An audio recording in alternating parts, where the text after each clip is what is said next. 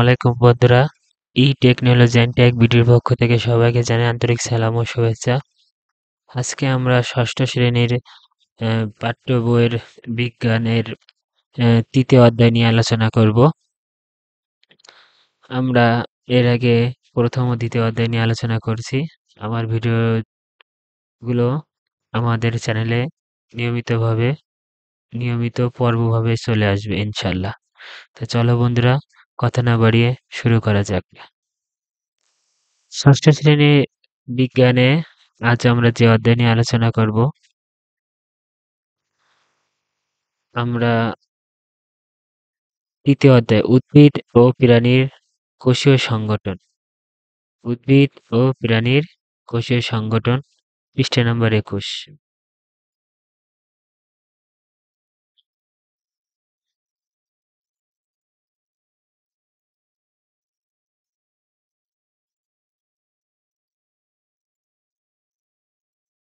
বন্ধুরা, আমরা আগে দ্বিতীয় অধ্যায় জীবজগৎ সম্পর্কে জানছি।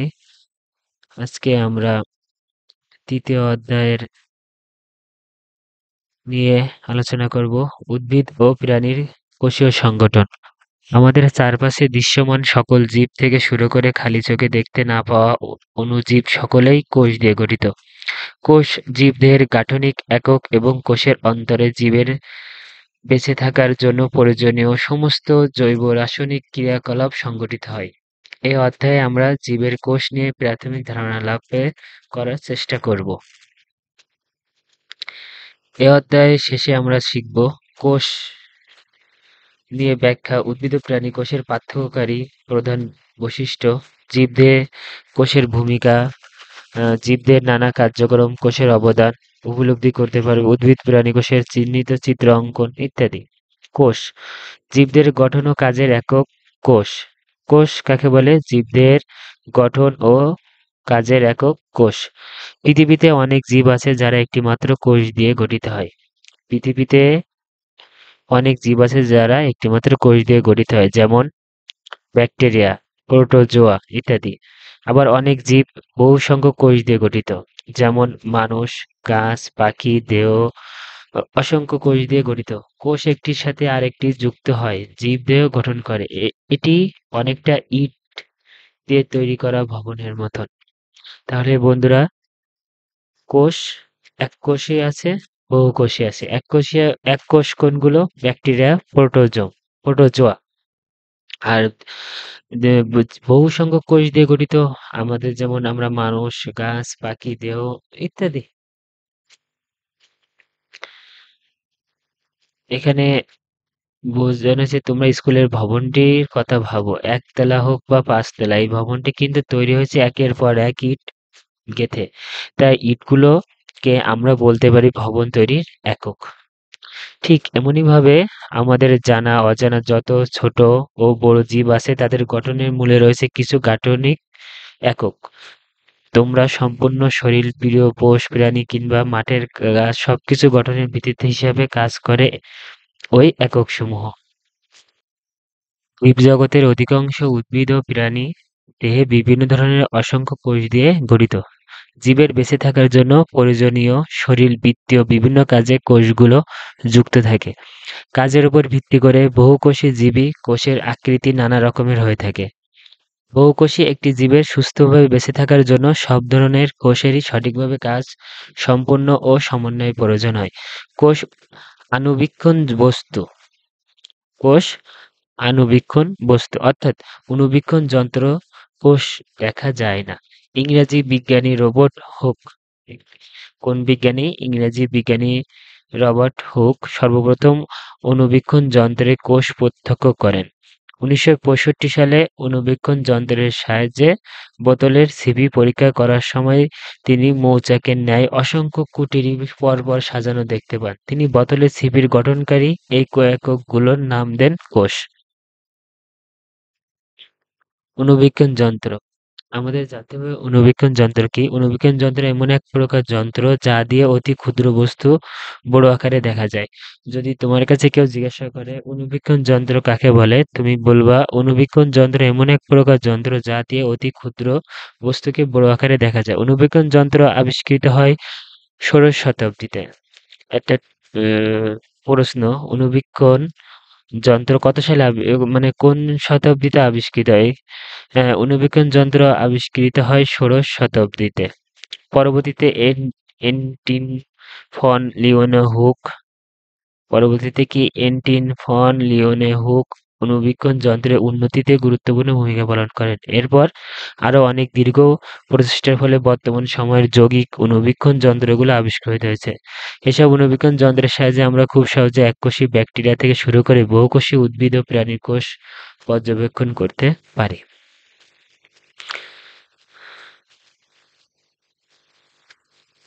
এখন জীবকোষের প্রকারভেদ সম্পর্কে আমরা জানব।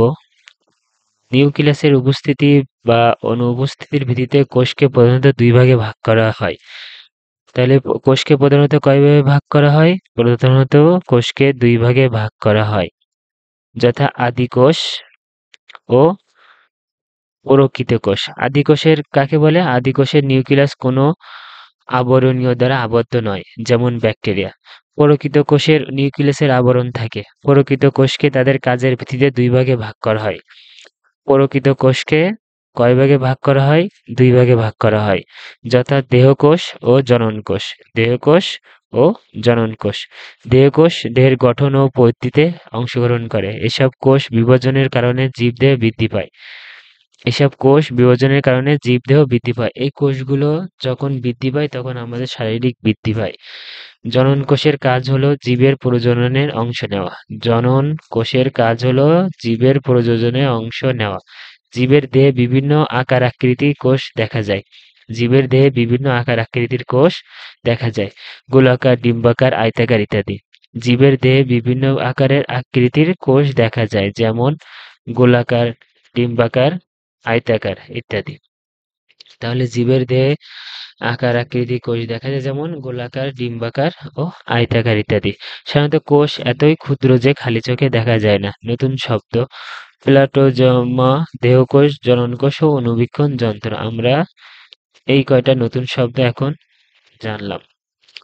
এখন আমরা পড়ব একটি জীবকোষের গঠন। একটি জীবকোষে এতই ছোট যে খালি চোখে দেখা যায় না, তাই বলে মানুষ কিন্তু বসে নেই। অণুবীক্ষণ যন্ত্রের সাহায্যে এই কোষ বেশ ভালোভাবে দেখা হয়। বর্তমান ইলেকট্রন অণুবীক্ষণ যন্ত্র দিয়ে কোষের সূক্ষ্ম অংশগুলো ভালো দেখা যায়। এর ফলে কোষে অনেকগুলো অঙ্কুন আবিষ্কৃত হয়েছে। এবার কোষের প্রধান অংশগুলো নিয়ে আলোচনা করব। কোষ প্রাচীর। একটি জীবকোষের গঠন। প্রথম হচ্ছে কি, কোষ প্রাচীর নিয়ে আমরা আলোচনা করব। শুধু উদ্ভিদের কোষে কোষ প্রাচীরই দেখা যায়, প্রাণীর কোষে কোনো কোষ প্রাচীর দেখা যায় না। তাহলে কি, শুধু উদ্ভিদের কোষে কোষ প্রাচীর দেখা যায়, প্রাণীর কোষে কোষ প্রাচীর দেখা যায় না। এটি জড় পদার্থের তৈরি। এটি কি পদার্থের তৈরি? জড় পদার্থের তৈরি। কোনো কোনো কোষের প্রাচীরে ছিদ্র থাকে, কোনো কোনো কোষের প্রাচীরে ছিদ্র থাকে, এদের কূপ বলে। কোষে যে ছিদ্র থাকে, জড় পদার্থের যে কোষে ছিদ্র থাকে, একে কি বলা হয়? কূপ বলা হয়। কোষ প্রাচীর কোষের আকার প্রদান করে এবং ভেতর ও বাইরের মধ্যে তরল পদার্থ চলাচলে নিয়ন্ত্রণ করে। কোষ প্রাচীর কোষের আকার প্রদান করে এবং ভেতর ও বাইরে তরল পদার্থ চলাচল নিয়ন্ত্রণ করে। এরা ভিত্তির অংশকে রক্ষা করে। প্লাটোজোমা: কোষ প্রাচীরের অভ্যন্তরে পাতলা পদার্থ বিশিষ্ট জেলি ন্যায় থকথকে আধা তরল বস্তুটিকে প্লাটোজোমা বলে। তাহলে প্লাটোজোমা কাকে বলে বন্ধুরা? কোষ প্রাচীরের অভ্যন্তরে পাতলা পদার্থ বিশিষ্ট জেলীয় ন্যায় থকথকে আধা তরল বস্তুটিকে প্লাটোজোমা বলে। একে জীবাণুর ভিত্তি বলা হয়। এর তিনটি অংশ, যথা কোষ ঝিল্লি, সাইটোপ্লাজমা ও নিউক্লিয়াস। তাহলে প্লাটোজোমার আবার কয়টি অংশ আছে? তিনটা অংশ আছে, কোষ ঝিল্লি, সাইটোপ্লাজমা ও নিউক্লিয়াস। দেখো বন্ধুরা, এখানে চিত্র। তোমরা এই চিত্রটা প্রথমে বইতে আঁকার চেষ্টা করবা। তারপর খাতায় আঁকানোর পরে এখান থেকে নাম যেখানে যেখানে নাম আছে সেটা লিখবা, মানে চিত্র যেভাবে আছে এভাবে অঙ্কন করে এভাবে লিখবা, তাহলে তোমার মাথায় অনেক সময় থাকবে, তোমার মস্তিষ্কে অনেক থাকবে। এর ভিতরে আমি একটা কথা বলে নিই, একবার পড়াচ্ছে, একবার 10 বার পড়ে তোমার যেটা হবে না, একবার লিখলে তার চেয়ে বেশি কাজ করবে। তো লেখা সবচেয়ে গুরুত্বপূর্ণ। এখানে দেখো, চিত্রের ভিতরে আছে মসৃণ এন্ডোপ্লাজমিক জালিকা, কোষ প্রাচীর, কোষ ঝিল্লি, সেন্ট্রোসোম, সেন্ট্রিওল, গোলজি বস্তু, নিউক্লিয়াস আবরণী, নিউক্লিয়াস, ক্রোমোসোম, মাইটোকন্ড্রিয়া, কোষ গহ্বর, ক্লোরোপ্লাস্ট, উদ্ভিদ কোষ, প্রাণী কোষ। এখন উদ্ভিদ কোষে কি কি আছে আর প্রাণী কোষে কি কি আছে এই চিত্র থেকে তোমরা বন্ধুরা বুঝে নিবা। এখন এগুলো কি কাজ, কার কোনটা কাজ সেটা তোমরা, কোষ ঝিল্লি সম্পূর্ণ প্লাটোজোমাকে ঘিরে যে নরম পদার্থ দেখা যায় তাকে কোষ ঝিল্লি বলে। এটা অনেক গুরুত্বপূর্ণ একটা অধ্যায় কিন্তু বন্ধুরা। সম্পূর্ণ প্লাটোজোমাকে ঘিরে যে নরম পদার্থ দেখা যায় তাকে কি বলা হয়? কোষ ঝিল্লি বলা হয়। সাইটোপ্লাজম কাকে বলে?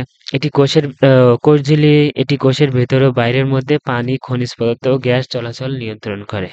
এটি কোষের ভেতর ও বাইরের মধ্যে পানি, খনিজ পদার্থ ও গ্যাস চলাচলের নিয়ন্ত্রণ করে। সাইটোপ্লাজমা কি? প্লাটোজোমা থেকে নিউক্লিয়াসকে বাদ দিলে যে অর্ধ তরল অংশটি থাকে তাকে সাইটোপ্লাজমা বলে। প্লাটোজোমা থেকে নিউক্লিয়াসকে বাদ দিলে যে অর্ধ তরল অংশটি থাকে তাকে সাইটোপ্লাজমা বলে। এরা প্রধান কাজ, সাইটোপ্লাজমের প্রধান কাজ কি? ক্ষুদ্র ক্ষুদ্র অঙ্কনগুলোকে ধারণ করা। কিছু শরীরবৃত্তীয় কাজ এখানে সম্পন্ন হয়, যেমন সাইটোপ্লাজম সাইটোপ্লাজম দেখা যায় এমন কয়েকটি ক্ষুদ্র অঙ্গের পরিস্থিতি নিম্নে দেওয়া হলো। এগুলোকে বলে, সাধারণত প্রাণীর কোষে প্লাস্টিক থাকে না। সাধারণত প্রাণী কোষে কি থাকে না? প্লাস্টিড, প্লাস্টিড থাকে না। প্লাস্টিড উদ্ভিদ কোষের প্রধান বৈশিষ্ট্য। প্লাস্টিক উদ্ভিদ কোষের প্রধান বৈশিষ্ট্য। পাতা, ফুল ও ফলের চেয়ে বিচিত্র আমরা দেখি তাই সবই প্লাস্টিডের কারণে। সবুজ প্লাস্টিড প্রধানত খাদ্য তৈরিতে সাহায্য করে। অন্যান্য রঙের প্লাস্টিড গুলো উদ্ভিদের বিভিন্ন অঙ্গকে রঙিন করে আকর্ষণীয় করে তোলে। কোষ গহ্বর। এখন কোষ গহ্বর কি? পেঁয়াজের কোষ পরীক্ষা করে দেখো, দেখবে যে কোষের মধ্যে বৃহৎ একটি ফাঁকা জায়গা রয়েছে, এটাকে কোষ গহ্বর বলে। নতুন কোষের গহ্বর ক্ষুদ্র ও অনুপস্থিত থাকতে পারে, কিন্তু একটি পরিণত উদ্ভিদ কোষে এই গহ্বরটি বেশ বড়। উদ্ভিদ কোষে অবশ্যই গহ্বর থাকবে। একটি প্রাণী কোষে সাধারণত কোষ গহ্বর থাকে না, তবে যদি থাকে তাহলে সেটা হবে ছোট। কোষ গহ্বর যে রস থাকে তাকে কোষ রস বলে। কোষ গহ্বর উদ্ভিদ কোষের একটি গুরুত্বপূর্ণ বৈশিষ্ট্য। কোষ গহ্বর কোষ রসের আধার হিসাবে কাজ করে। ইহা ছাড়া কোষের উপর কোনো চাপ এলে তা নিয়ন্ত্রণ করে। তা বন্ধুরা, এটা অনেক গুরুত্বপূর্ণ একটা অধ্যায়। আমাদের ভিডিও অনেক বড় হয়ে যাচ্ছে, এজন্য আমরা 25 নম্বর পৃষ্ঠা আমরা পরবর্তীতে ভিডিওতে দেওয়ার চেষ্টা করব। ধন্যবাদ বন্ধুরা। যদি আমার ভিডিওতে ভালো লেগে থাকে বা কোনো ভুল ভ্রান্তি হয়ে থাকে তাহলে ক্ষমা সুন্দর দৃষ্টিতে দেখবেন।